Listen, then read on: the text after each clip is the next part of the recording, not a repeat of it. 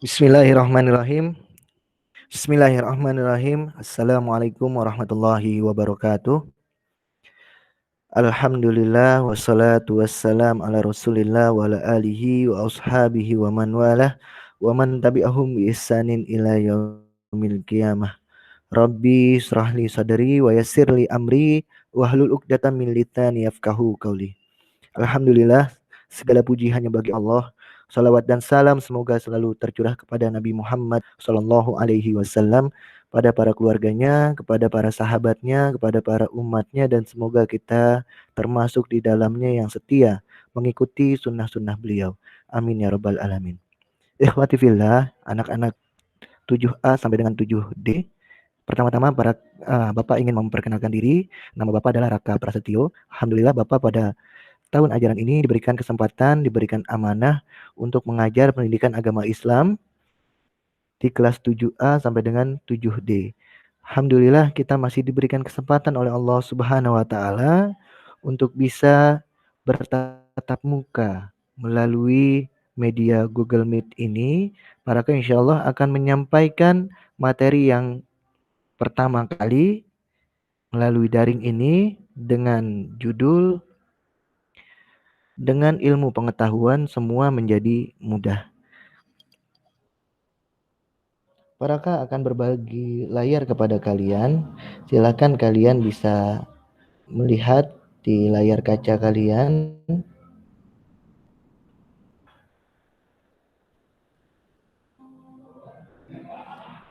Ya, ini dia.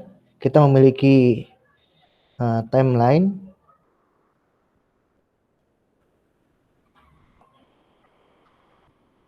Kita memiliki timeline.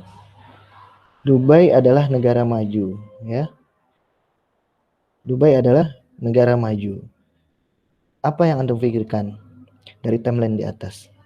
Ya, tentunya banyak sekali apa saja yang ada di dalam pikiran kita, dan pastinya menimbulkan rasa penasaran kita kepada negara Dubai yang dikatakan negara maju. Selanjutnya buatlah pertanyaan sebanyak-banyaknya terkait timeline kita di buku catatan, ya.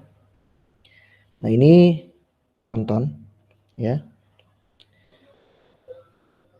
Ini adalah tema kita, ini adalah judulnya, ya. Pendidikan Agama Islam kelas 7 SMP Negeri 3 Jakarta. Temanya adalah dengan ilmu pengetahuan semua menjadi lebih mudah, ya. Ini adalah goal of education atau bisa dikatakan tujuan pembelajaran. Tujuan yang ingin kita capai dalam pembelajaran kali ini yaitu adalah yang pertama pada aspek spiritual. Yang bisa dibilang setelah kalian mempelajari bab ini, tentu sangat diharapkan untuk kita semua para peserta didik kelas 7A sampai dengan 7D khususnya dapat terbiasa membaca Al-Quran dengan meyakini bahwa Allah Subhanahu wa taala akan meninggikan derajat orang yang beriman dan berilmu. Ini tujuan pertama kita. Terbiasa membaca Al-Quran serta meyakini bahwa Allah akan meninggikan derajat orang yang beriman dan berilmu. Selanjutnya, pada aspek sosial diharapkan sama-sama kita mencapai sebuah tujuan pembelajaran di bab ini, yaitu menunjukkan perilaku semangat menuntut ilmu. Menunjukkan perilaku semangat menuntut ilmu sebagai implementasi atau pengamalan Quran surat Al-Mujadalah atau Al-Mujadilah ayat ke-11 dan Quran surat Ar-Rahman ayat ke-33 serta hadis-hadis terkait tentang menuntut ilmu. Sehingga diharapkan kalian mampu memiliki perilaku semangat dalam menuntut ilmu. Ini tujuan yang kedua. Adapun tujuan yang ketiga, yakni pada aspek pengetahuan, ya.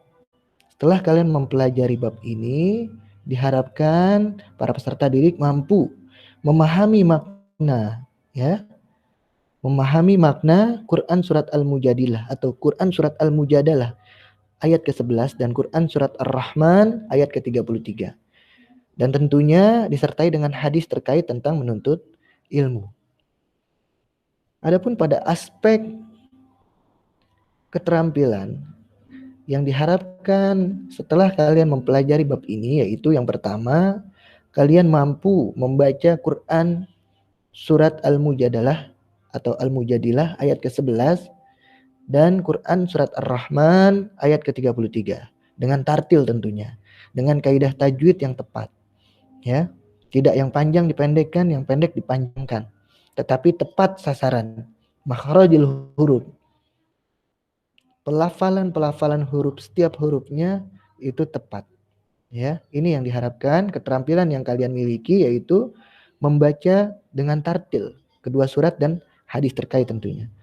Yang selanjutnya adalah menunjukkan hafalan Quran. Setelah kalian bisa membaca secara tartil, kalian mampu menunjukkan hafalan, ya. Quran surat Al-Mujadalah atau Al-Mujadilah ayat 11 dan Quran surat Ar-Rahman ayat ke-33 dan hadis terkait dengan lancar. Nah, ini keterampilan yang kedua yang diharapkan dari pembelajaran pada bab ini. Selanjutnya yang ketiga, menyajikan keterkaitan semangat menuntut ilmu dengan pesan Quran surat Al-Mujadilah ayat 11 dan Quran surat Ar-Rahman ayat ke-33. Ya. Mudah-mudahan Allah berikan taufik kepada kita agar sama-sama kita mencapai apa yang menjadi tujuan pembelajaran kita pada pertemuan kali ini, insyaallah. Amin ya rabbal alamin. Adapun peta konsep, ya. Adapun hal-hal yang akan kita pelajari pada kesempatan kali ini bisa kita petakan ke dalam peta konsep, yakni yang pertama adalah kita akan mempelajari Islam dan ilmu pengetahuan. Bagaimana Islam dengan ilmu pengetahuan ini? Bagaimana ilmu pengetahuan di dalam Islam? Bagaimana Islam memandang ilmu pengetahuan ini? Nanti kita akan mempelajarinya.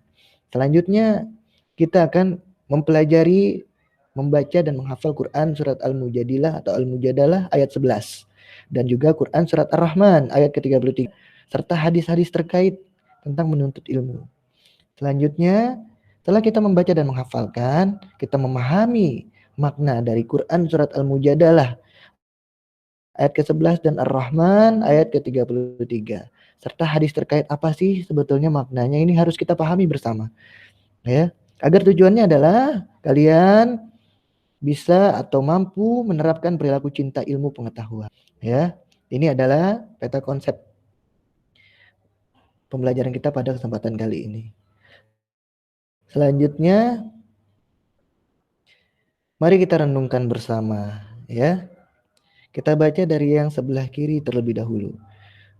Dahulu tidak pernah terbayang bahwa mau naik ojek atau bahkan naik mobil gonta-ganti, ya. Gonta-ganti motor, gonta-ganti mobil, atau hanya sekedar mencicipi makanan, ya. Setiap harinya yang berbeda resto, ternama hanya dengan dalam genggaman tangan, yakni handphone plus kuota plus aplikasi. Tapi saat ini, alhamdulillah, dengan ilmu pengetahuan, manusia mendapatkan banyak manfaat. Yang tadinya naik ojek harus berjalan terlebih dahulu ke pangkalan ojek, tetapi saat ini ada di dalam genggaman tangan. Dengan handphone, kuota dan aplikasi online, kita bisa memesan ojek. Atau kita ingin berpergian dengan menggunakan kendaraan roda 4. Kita juga dengan mudahnya, ya, manfaat dari ilmu pengetahuan ini sehingga memudahkan kita semua untuk mencari moda transportasi agar kita sampai ke tempat tujuan. Ataupun misalnya kita ingin memenuhi kebutuhan jasad kita, ya, untuk makan misalnya. Kita juga bisa dengan mudah tanpa kita harus menuju ke toko atau ke restoran tertentu mengantri panjang untuk mencicipi makanan, ya, yang sedang viral misalnya, ya, dengan genggaman tangan. Di handphone, kuota dan aplikasi kita dengan mudahnya kita memilih menu makanan sesuai dengan selera kita. Nah, ini merupakan manfaat-manfaat dari ilmu pengetahuan yang saat ini sedang kita rasakan. Selanjutnya, kemarin bahkan kita tidak pernah terbayang bahwa belajar tidak melulu berseragam dan bertatap muka di kelas-kelas dan di sekolah, menatap wajah guru yang membosankan. Mungkin beberapa murid, beberapa siswa, beberapa peserta didik merasa bosan dengan rutinitas aktivitas, ya, kegiatan belajar mengajar yang selalu dengan bertatap muka, yang selalu dengan berseragam, yang selalu dengan duduk di bangku sekolah, yang selalu dengan menatap wajah guru, ya, yang mungkin gurunya itu sangat membosankan cara mengajarnya, ya. Kita tidak pernah terpikir sebelumnya, ya, bahkan sekarang kita bisa masuk saat ini dengan mode atau model pembelajaran secara jarak jauh, ya. Di rumah kita masih tetap bisa belajar, ya. Saat ini ternyata terjadi belajar tidak lagi selalu bertatap muka dan tidak lagi harus mengenakan seragam, yakni dengan melakukan pembelajaran jarak jauh dengan memanfaatkan berbagai macam sumber belajar dari mulai Mbah Google, dari mulai uh, YouTube, ya, dan juga media-media pembelajaran lainnya, ya, aplikasi-aplikasi edukasi lainnya, ya. Dengan berbagai kemudahan teknologi saat ini, kita bisa memperoleh keilmuan dengan di rumah saja, dengan pembelajaran dari rumah. Seperti itu, ya. Nah, ini adalah manfaat-manfaat yang bisa kita rasakan dari ilmu pengetahuan. Dengan ilmu pengetahuan, semua menjadi mudah. Ya. Ini adalah Quran surat Al-Mujadalah ayat ke-11 dan Quran surat Ar-Rahman ayat ke-33. Ya. A'udzu billahi minasyaitonir rajim. Ya ayyuhalladzina amanu idza qila lakum. Kurang terlihat. Paraka akan coba membacakan di Al-Quran di handphonenya Paraka. Sebentar. Quran surat Al-Mujadalah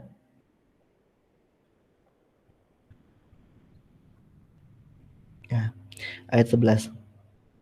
Afwan, ya. A'udzu billahi minasyaitonir rajim. يا أيها الذين آمنوا إذا قيل لكم تفسحوا في المجالس فافسحوا يفسح الله لكم وإذا قيل انشزوا فانشزوا يرفع الله الذين آمنوا منكم والذين أوتوا العلم درجات والله بما تعملون خبير. Yang artinya, wahai orang-orang yang beriman, apabila dikatakan kepadamu, berlapang-lapanglah dalam majelis, maka lapangkanlah, niscaya Allah akan memberi kelapangan untukmu. Dan apabila dikatakan, berdirilah kamu, maka berdirilah, niscaya Allah akan meninggikan orang-orang yang beriman di antara kamu dan orang-orang yang diberi ilmu pengetahuan beberapa derajat. Dan Allah Maha mengetahui apa yang kamu kerjakan. Masya Allah. Ini adalah sebuah pesan, sebuah surat cinta dari Allah Subhanahu wa taala kepada para penuntut ilmu. Allah menyapa orang-orang yang beriman khususnya. Wahai orang-orang yang beriman, ya. Allah akan meninggikan derajat orang-orang yang beriman. Tidak hanya cukup seseorang dikatakan beriman, melainkan dia harus menuntut ilmu. Sehingga apa? Dengan dua indikator, dia beriman dan dia menuntut ilmu, maka Allah akan tinggikan derajatnya. Masya Allah. Oleh karena itu tentunya teman-teman bisa kita lihat bersama orang-orang yang berilmu sebagai wujud Allah mengangkat derajat, ya. Bisa kita melihat tidak ada yang Allah hinakan di dunia ini, ya. Tidak ada yang Allah hinakan orang-orang yang menuntut ilmu.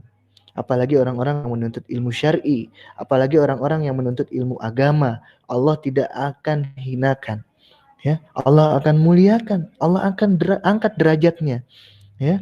Tidak akan Allah biarkan, karena ini sebuah janji dari Allah Subhanahu wa taala, ya. Syaratnya orang itu beriman, orang itu menuntut ilmu, maka Allah akan angkat derajatnya.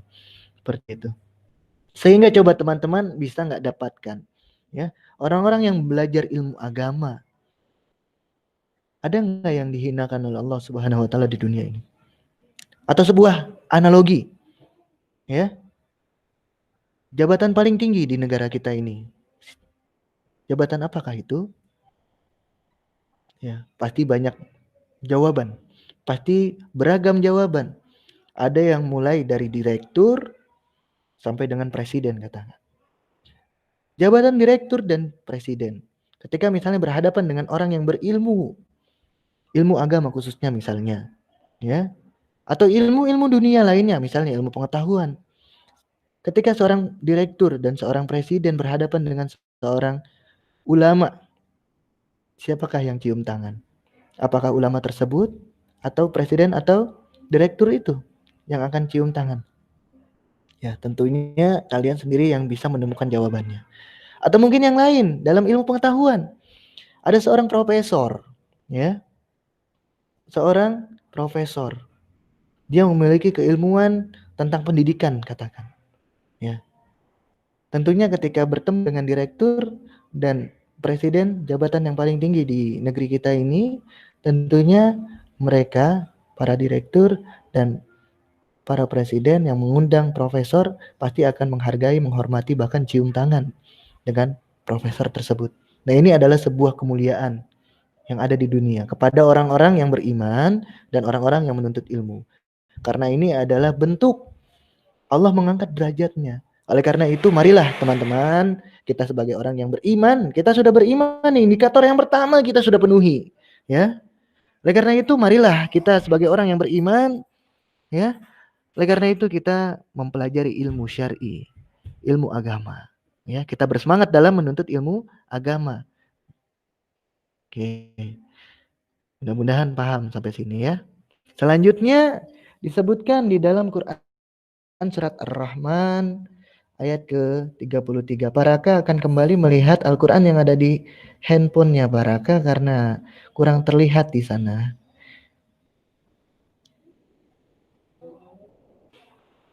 Ya. Oke. A'udzu billahi minasyaitonir rajim. Ya ma'syaral jinni wal insi istata'tum an tanfudu min aqtaris samawati wal ardi fanfudu la tanfudu illa bisultan. Quran surat Ar-Rahman ayat ke-33 yang artinya, hai jamaah jin dan manusia, jika kamu sanggup menembus atau melintasi penjuru langit dan bumi, maka lintasilah. Kamu tidak dapat menembusnya kecuali dengan kekuatan. Maksudnya adalah, ya, Allah mengatakan kepada para jamaah jin dan manusia untuk tidak sombong, ya, untuk tidak tunduk kepada Allah. Jadi harus tunduk kepada Allah Subhanahu Wa Taala, ya. Allah menantang kepada jamaah jin dan manusia. Jika kamu sanggup menembus atau melintasi penjuru langit dan bumi, maka lintasilah, kata Allah. Allah persilahkan, Allah tantang jin dan manusia itu. Ya, kamu tidak dapat menembusnya kecuali dengan kekuatan. Maksudnya adalah dengan rahmat Allah. Maksudnya adalah dengan hidayahnya Allah, dengan petunjuk dari Allah Subhanahu Wa Taala. Ini artinya segala macam sumber ilmu datangnya dari Allah. Segala kecerdasan itu datangnya dari Allah Subhanahu Wa Taala. Allah menghendaki manusia untuk menguasai ilmu pengetahuan itu atas kehendak Allah Subhanahu Wa Taala. Itu artinya bukan kemampuan manusia, melainkan atas anugerah dari Allah Subhanahu Wa Taala. Allah lah yang menghendaki manusia tersebut menguasai berbagai macam ilmu pengetahuan, ya. Tanpa ada kehendak dari Allah Subhanahu Wa Taala, tentunya manusia tidak mampu, ya, tidak mampu menguasai ilmu-ilmu pengetahuan yang ada di dunia ini. Oleh karena itu, Seorang yang menuntut ilmu tentunya harus taat kepada Allah Subhanahu wa taala. Tentunya harus menguatkan keimanan kepada Allah Subhanahu wa taala. Ketika mereka sudah memiliki ilmu tersebut, tentunya diminta untuk selalu tawadu, selalu rendah hati, selalu tunduk kepada Allah Subhanahu wa taala, selalu uh, apa namanya? Tidak sombong kepada manusia yang lainnya. Selalu bisa mengajarkan kepada manusia-manusia yang lainnya. Ini maksud dari Quran Surat Ar-Rahman ayat ke-33. Mari kita lanjutkan. Nah, ini ada hadis dan perkataan ulama ya. Sebetulnya ada yang mengatakan bahwa yang kedua ini adalah sebuah hadis, ada juga yang mengatakan perkataan ulama ya. Tapi harus sama-sama kita ketahui hadis tentang ilmu ini yang menjadi dasar ya bagi kita seorang yang beriman untuk selalu bersemangat dalam menuntut ilmu. Ya, Rasulullah Shallallahu Alaihi Wasallam bersabda, "Talabul ilmi faridatun ala kulli muslim." Hadisnya sangat pendek, sangat ringkas dan sangat mudah insya Allah untuk dihafalkan. Ya, Rasulullah Shallallahu Alaihi Wasallam bersabda, "Talabul ilmi faridatun ala kulli muslim." Artinya, menuntut ilmu itu wajib atas setiap muslim, baik muslim laki-laki maupun muslim perempuan. Hadis riwayat Ibnu Majah dan dinilai sahih oleh Syekh Albani dalam Sahih Wad Dhaif Sunan Ibnu Majah nomor ke-224. Ya. Ilmu di dalam Islam adalah wajib. Menuntut ilmu di dalam Islam adalah sebuah kewajiban.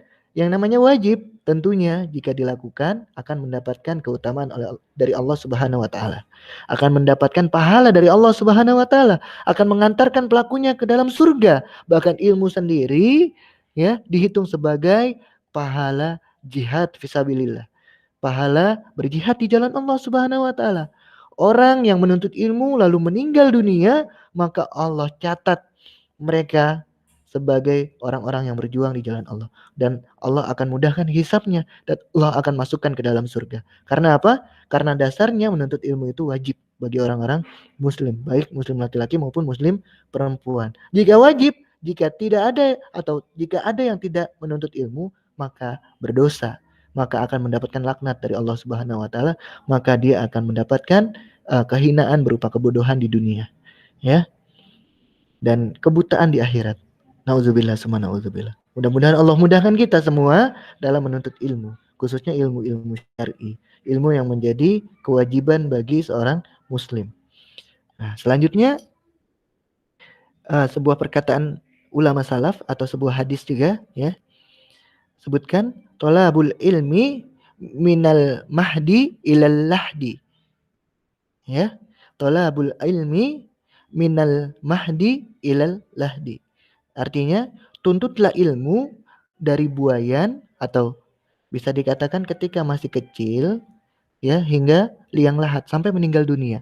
Jadi di dalam Islam saking wajibnya menuntut ilmu ya, ini diminta untuk kita selalu menuntut ilmu. Dari mana? Dari mulai buayan, dari mulai kecil, dari masih kecil, dari sangat kecil ya, dari sebelum balik ya, hingga menjelang kematian kita. Kita harus menuntut ilmu ya, karena ini hukumnya wajib ya. Bahkan Nabi Shallallahu Alaihi Wasallam menerima wahyu yang pertama ya, yang disampaikan oleh malaikat Jibril ya. Tentunya wahyu ini datangnya dari Allah Subhanahu wa taala. Apa itu? Quran surat apa namanya? Yang Iqra itu ya. Iqra bismi rabbikal ladzi khalaq. Surat Al-Alaq ayat 1 sampai dengan 5. Iqra bismi rabbikal ladzi khalaq. Bacalah dengan menyebut nama Tuhanmu yang menciptakanmu. Ya. Diminta untuk baca. Maksudnya baca adalah untuk belajar. Nah, bahkan Nabi Shallallahu Alaihi Wasallam adalah seorang guru, ya, seorang ustadz, ya, seorang dai. Nabi itu mengajar para sahabat-sahabatnya. Nabi Shallallahu Alaihi Wasallam, ya, sangat menjunjung tinggi ilmu, ya. Bahkan ketika perang Badar berlangsung, Nabi Shallallahu Alaihi Wasallam itu menjadikan sebuah syarat para tawanan-tawanan perang pada saat itu adalah kaum musyrikin dari Quraisy, ya. Beliau mempersyaratkan bagi orang-orang Quraisy, para tawanan perang yang ingin dibebaskan, tetapi dengan syarat dia harus mengajarkan kaum muslimin untuk bisa membaca dan menulis. Ini hikmah di antara wahyu yang pertama yang diturunkan oleh Allah Subhanahu wa taala melalui malaikat Jibril kepada Nabi Muhammad sallallahu alaihi wasallam, yaitu Iqra bismi rabbikal ladzi khalaq. Bacalah dengan menyebut nama Tuhanmu yang menciptakanmu. Sehingga kedudukan ilmu di dalam Islam itu adalah sebuah yang agung. Sehingga kita sebagai orang Islam wajib menuntut ilmu dari buayan hingga liang lahat, dari masa kecil kita sampai menjelang kematian kita. Nah, ini kedudukan ilmu di dalam Islam. Kita lanjut. Selanjutnya adalah menerapkan ilmu tajwid tentang al-syamsiyah dan al-qamariyah. Hukum bacaan al dibagi menjadi dua, yaitu al-syamsiyah. Bagaimana cara membacanya? Diidgham syamsiyah, ya. Diidghamkan, ya. Jadi namanya al-syamsiyah ini adalah idgham syamsiyah. Al-qamariyah ini adalah izhar qamariyah. Paraka akan jelaskan, idgham itu adalah bacaan yang dimasukkan, ya. Kalau Paraka memudahkan kalian memahami sebuah ilmu tajwid, cara baca idgham itu adalah ketika kita melihat seseorang, misalnya melihat si A tapi kita tidak melihat A, tetapi langsung kita berkata si B. Seperti itu. Ketika ada dua orang yang berjejer A dan B, ya, kita melihat si A tetapi kita tidak baca A, tapi langsung yang kita baca B dengan memasukkan huruf yang ada berikutnya. Seperti itu. Ini adalah cara mudah untuk memahami bacaan idgham, ya. Bagaimana dengan izhar? Ya, jadi izhar ini dibaca jelas, ya. Oke. Cara mudahnya adalah gini. Al-syamsiyah ini alnya, ya, alif lamnya itu tidak dibaca. Ya, alif lamnya itu tidak dibaca. Sedangkan al-qamariyah ini dibalik, ya, sebaliknya. Diizharkan, alnya itu jelas dibaca. Ya, alif lamnya itu dibaca jelas. Oke, kita supaya lebih paham kita langsung masuk ke slide yang berikutnya. Nah, ini pembahasannya, ya. Al-syamsiyah, suatu lafaz yang mengandung bacaan al, ya, alif lam syamsiyah yang diikuti oleh 14 huruf. Huruf apa saja kah itu? Huruf ta, da, za, ro, za, sa, shin, sod, dot, to, zo, lam, nun. Ya, apabila alif lam diikutin oleh nun, ya, berarti al-syamsiyah, ya. Di apa tadi? Dimasukkan, diidghamkan bacanya, ya. Diidghamkan. Nah, selanjutnya alif lam diikuti oleh ta. Ini juga sama, membacanya idghamkan. Contoh, ya. Qul a'udzu birabbin nas. Quran surat An-Nas ayat pertama, ya. Ini kita melihat alif lam, ya, alif lam pada bacaan An-Nasi, ya. Sebelumnya ada huruf kasrah tain, ya. Ada huruf kasrah tain, huruf ba kasrah tain, ya. Tidak dibaca alif lamnya melainkan langsung dibaca huruf nunnya, ya. Qul a'udzu birabbin nas, langsung masuk di huruf berikutnya. Qul a'udzu birabbin nas, ya. Langsung masuk idgham, bacanya dimasukkan. Selanjutnya ada di sebelah kanannya Quran surat At-Takasur ayat pertama, ya. Alhaakumut takatsur, alhaakumut takatsur, alhaakumut takatsur. Kita lihat alif lam, ya. Sebelumnya ada huruf mim, domah, ya. huruf setelah alif lam ini ada huruf ta, tajwidnya. Apa tasydid ya. Ada siddah langsung masuk diidghamkan. Alhaakumut kumut ya. Bukan alhaakumut al takasur bukan, tapi alhaakumut takatur. Alhaakumut takatur diidghamkan. Nah, ini adalah contoh bacaan al-syamsiyah yang bacanya diidghamkan ya. Apabila alif lam diikuti oleh nun, apabila alif lam diikuti oleh ta, dan lebih umumnya adalah apabila alif lam diikuti oleh 14 huruf yang tadi para sebut. Oke, selanjutnya pembahasan al-qamariyah. Pengertiannya adalah suatu lafaz mengandung bacaan alif lam atau al-qamariyah yang diikuti oleh 14 huruf juga. Hurufnya apa saja kah itu?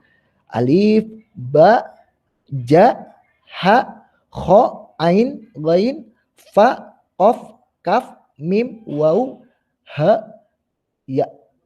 Ya. Kita lihat lagi, alif lam diikuti huruf ka. Contohnya, alif lam diikuti huruf mim. Ya, ini ada contohnya di sebelah kanan kita. Ya, bagaimana cara membacanya?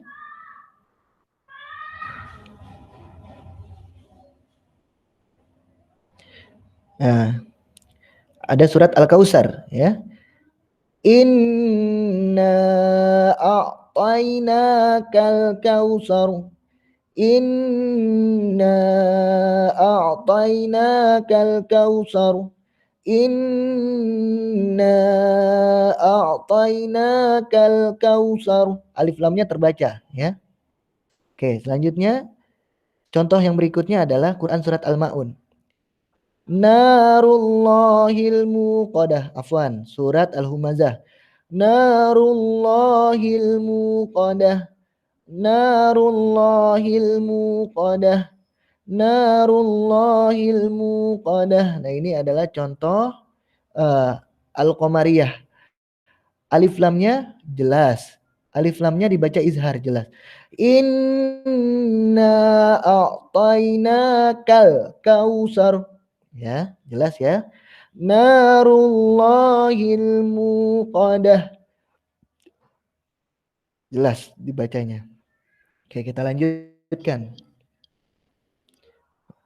Mengartikan perkata atau mufradat Quran surat Ar-Rahman ayat ke-33 dan Quran surat Al-Mujadalah ayat ke-11. Ya. Kita mulai dari Quran surat Ar-Rahman terlebih dahulu yang sebelah kiri, ya. Nah, kita lihat dari yang sebelah sini. Sebelah kiri ya.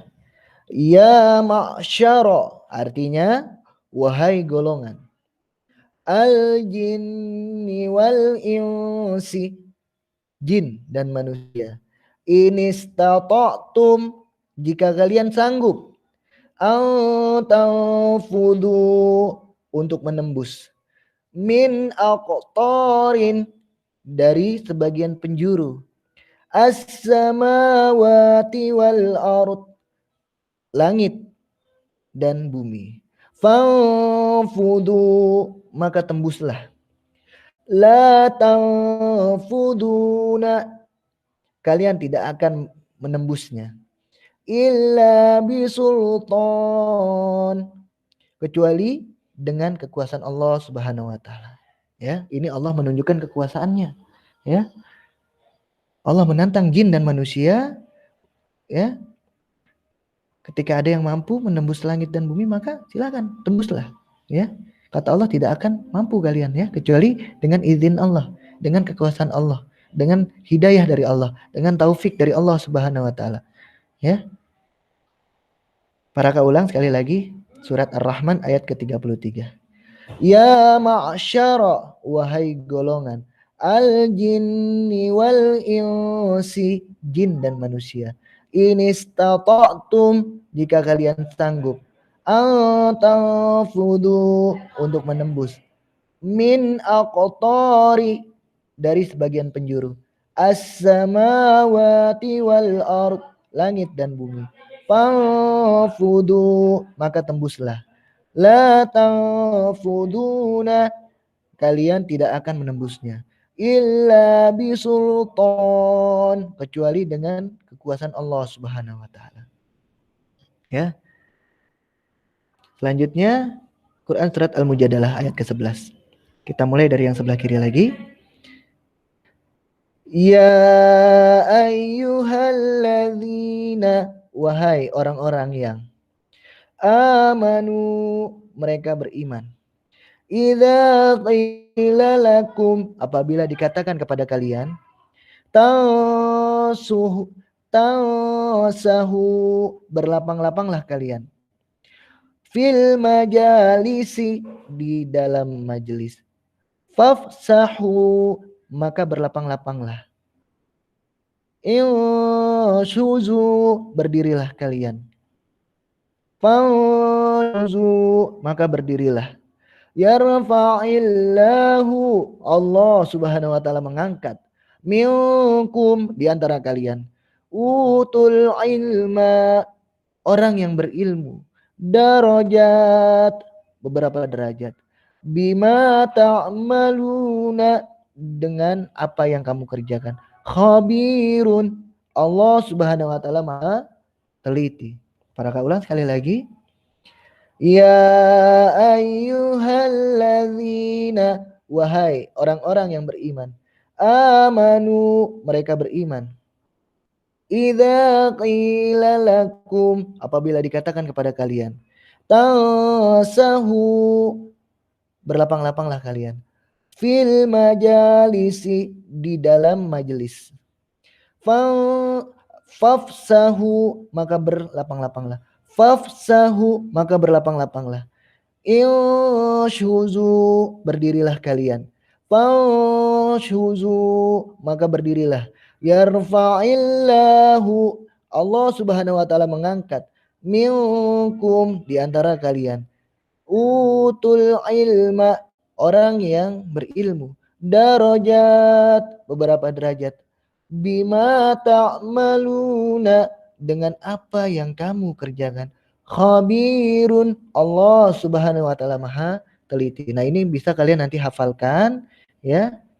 Apa namanya? Kata per katanya beserta dengan artinya, boleh nanti bisa Paraka koreksi dan Paraka bisa ambil nilai kalian dari segi hafalan.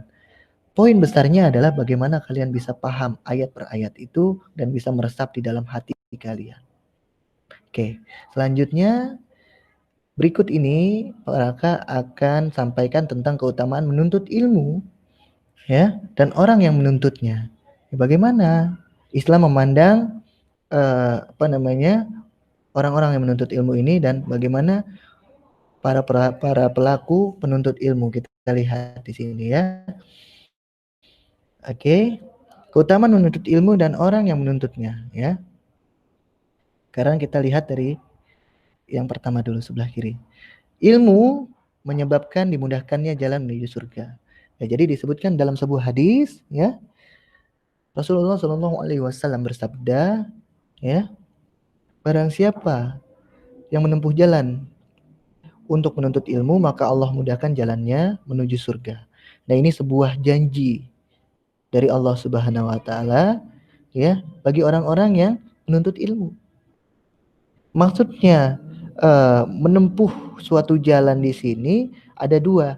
Menempuh suatu jalan betul-betul dia berjalan ya, berpindah tempat dari rumahnya menuju sekolah misalnya. Atau misalnya dia menempuh suatu jalan misalnya dari offline menuju online. Ini yang pertama yang dikatakan menempuh suatu jalan dalam sebuah hadis ini. Ya, dan dia akan mendapatkan keutamaan berupa dimudahkan jalannya menuju surga oleh Allah Subhanahu wa taala, dan ini janji Allah dan pasti sebuah janji ini akan Allah penuhi. Ya, bagi orang-orang yang menuntut ilmu. Selanjutnya, makna dari menempuh suatu jalan itu adalah dia mentadaburi Al-Qur'an ya. Ya, secara hakikat ya, dia mempelajari atau mentadaburi Al-Qur'an. Dia membaca Al-Quran, menghafalkan Al-Quran, juga dia memahami makna yang terkandung di dalam Al-Quran tersebut. Ini adalah sebuah upaya menempuh suatu jalan, ya. maka Allah akan mudahkan menuju surganya Allah Subhanahu wa taala. Ya. Nah, selanjutnya ilmu itu akan kekal dan akan bermanfaat bagi pemiliknya, ya, walaupun dia telah meninggal dunia. Nah, ini disebutkan di dalam sebuah hadis juga, ya. Amalan yang tidak akan pernah terputus, ya. Meskipun pelakunya sudah meninggal dunia, itu ada 3. Yang pertama adalah amal jariyah. Apabila kita memiliki misalnya uang, ya, kita infakkan uang tersebut, pembangunan masjid, pembangunan pesantren, pembangunan radio dakwah misalnya, ya. Ini bermanfaat untuk umat selagi pesantren itu masih ada, selagi masjid itu masih ada, masih dipakai, dipergunakan untuk menuntut ilmu dan sholat misalnya, dipergunakan untuk menyiarkan agama Islam misalnya, ya.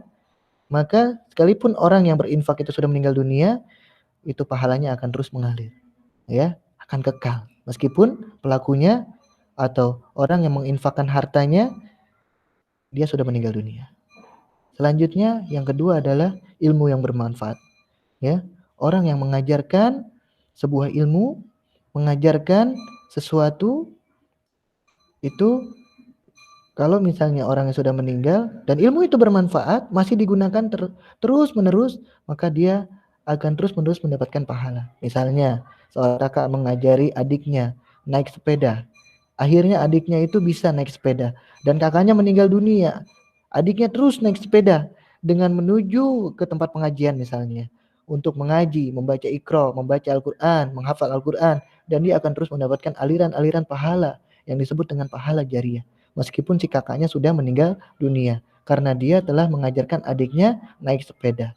Atau misalnya mengajarkan adiknya membaca surat Al-Fatihah, ya. Semasa hidup adiknya dia sholat, ya. Dia mengajarkan juga surat Al-Fatihah kepada adiknya lagi, kepada misalnya kepada murid-muridnya. Kalau adiknya menjadi guru misalnya, kakaknya terus mendapatkan pahala. Sekalipun kakaknya sudah meninggal dunia, terus mendapatkan aliran pahala karena kakaknya telah mengajarkan adiknya membaca surat Al-Fatihah. Ya. Selanjutnya yang ketiga adalah doa anak yang soleh.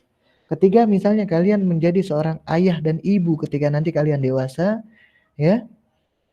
Lalu kalian mendidik anak-anak kalian menjadi anak yang salih dan salihah. Lalu ketika kalian meninggal dunia, anak kalian mendoakan kalian.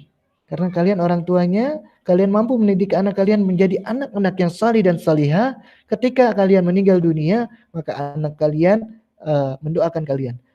Allahumma gfirli wali walidayya warhamhuma kama rabbayani shaghira, maka akan terus mengalir pahala kebaikan doa dari anak-anak kalian yang salih dan salihah itu. Nah, sehingga ilmu itu kekal dan bermanfaat bagi pemiliknya meskipun dia sudah meninggal dunia. Masya Allah. Ini adalah keutamaan bagi orang-orang yang menuntut ilmu, bagi pelaku atau orang-orang yang menuntut ilmu itu sendiri. Selanjutnya, Allah tidak memerintahkan nabinya, ya, selain meminta untuk tambahan apapun selain ilmu, ya. Allah tidak memerintahkan kepada nabi-nabinya dari Nabi Adam sampai dengan Nabi Muhammad SAW, ya, meminta tambahan, ya, kecuali tambahan ilmu, ya. Nah, ini saking agungnya, ya, saking agungnya ilmu, kedudukan ilmu di dalam Islam. Tidak meminta apapun tambahan kecuali tambahan supaya ditambahkan ilmu. Sehingga makanya kita ketika berdoa, ketika kita hendak ingin belajar, kita ingin menuntut ilmu, kita ingin mengikuti pembelajaran, maka kita sebagai seorang muslim, bagaimana Rasul kita, Nabi Muhammad SAW mengajarkan, maka hendaknya kita berdoa terlebih dahulu. Bagaimana doanya? Dengan doa yang sangat mudah, yang sangat kita hafal misalnya. Rabbi zidni ilma warzuqni fahma. Ya. Ya Allah, tambahkanlah aku ilmu yang bermanfaat. Itu artinya, ya, meminta tambahan ilmu. Rabbi zidni ilma, ya Allah, ya Tuhanku, ya, tambahkanlah ilmu kepadaku, ilmu yang bermanfaat. Masya Allah. Ya. Selanjutnya, ilmu adalah warisan para nabi, ya,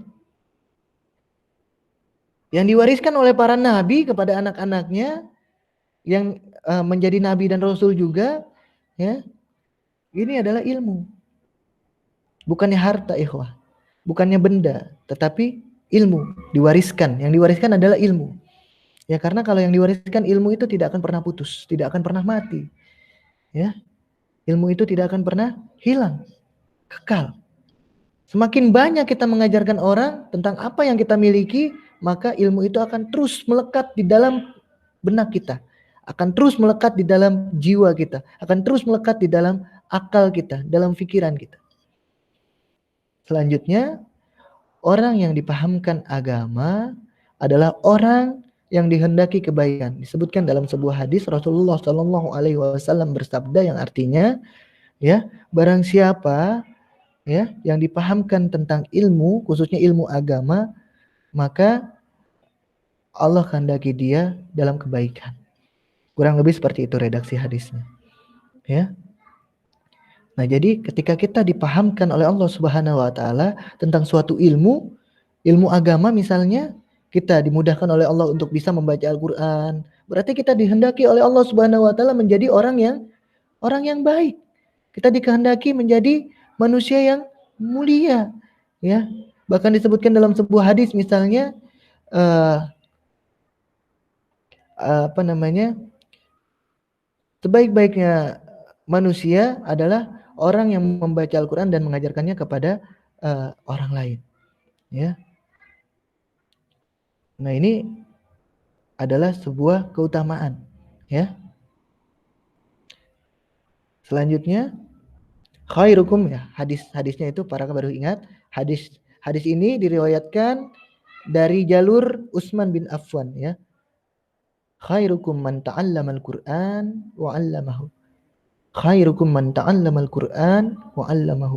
Sebaik-baiknya manusia adalah orang yang mempelajari Al-Qur'an, yang membaca Al-Qur'an, orang yang menghafalkan Al-Qur'an, orang yang mentadabburi Al-Qur'an dan mengajarkannya kepada orang lain. Ya. Ini sebaik-baiknya manusia. Ya. Sehingga dikatakan orang yang dipahamkan agama, dipahamkan ilmu agama adalah orang-orang yang dikehendaki kebaikan oleh Allah Subhanahu wa taala. Ya. Selanjutnya, yang paling takut pada Allah adalah orang yang berilmu. Ini disebutkan di dalam Quran surat Fatir. Ya, kalau tidak salah para lihat ayat 8. Ya. Di sini Allah berfirman, sungguhnya orang-orang yang paling takut kepada Allah Subhanahu wa taala adalah ulama, orang-orang yang berilmu. Ya. Ulama itu artinya orang-orang yang berilmu.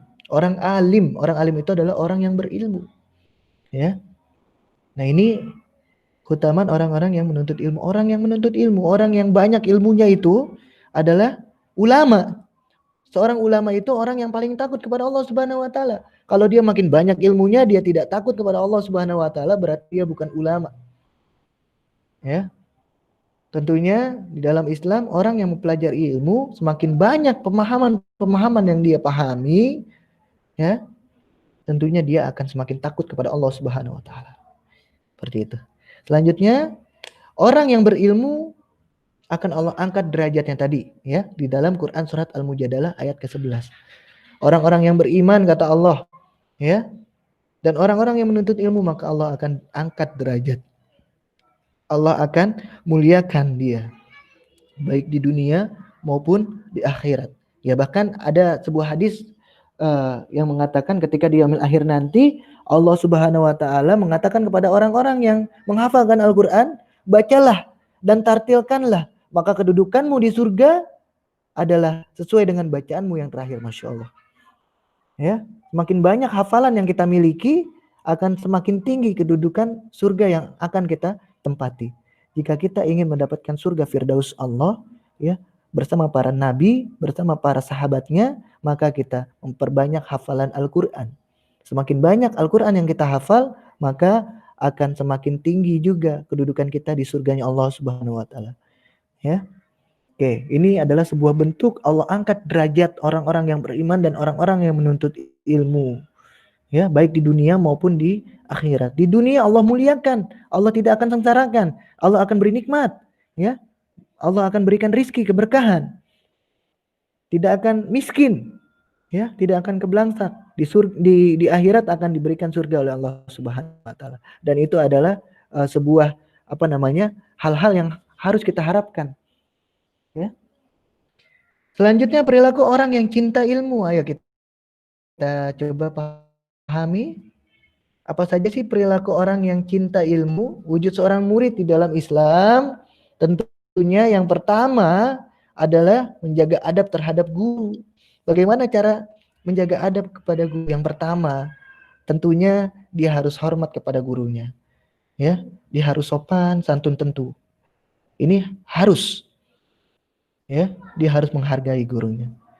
Ini harus, karena ini sebuah penjagaan adab terhadap guru. Karena biar gimana pun kita mengharap ilmu sang guru itu bisa kita dapatkan, bisa kita miliki, ya, bisa masuk ke dalam jiwa kita dan kita amalkan tentunya, bisa kita implementasikan dalam kehidupan sehari-hari. Ya, para ulama terdahulu, ya, para sahabat-sahabat Nabi Shallallahu Alaihi Wasallam, ya, belajar kepada Nabi Shallallahu Alaihi Wasallam itu tidak lebih banyak mempelajari ilmu, ya, kecuali mempelajari adab-adabnya terlebih dahulu. Jadi sebelum ilmu itu diajarkan, mereka lebih banyak mempelajari adab kepada gurunya. Ya, bagaimana tidak bersuara tinggi di hadapan gurunya, suaranya tidak ditinggikan daripada suara gurunya, ya, meminta izin, ya, ketika dia hendak tidak masuk ataupun ketika ia ingin menyampaikan pertanyaan, ingin menyampaikan pendapatnya, ketika ia ingin memiliki hajat keluar ke kamar mandi misalnya. Nah, dia sangat menjaga itu, ya.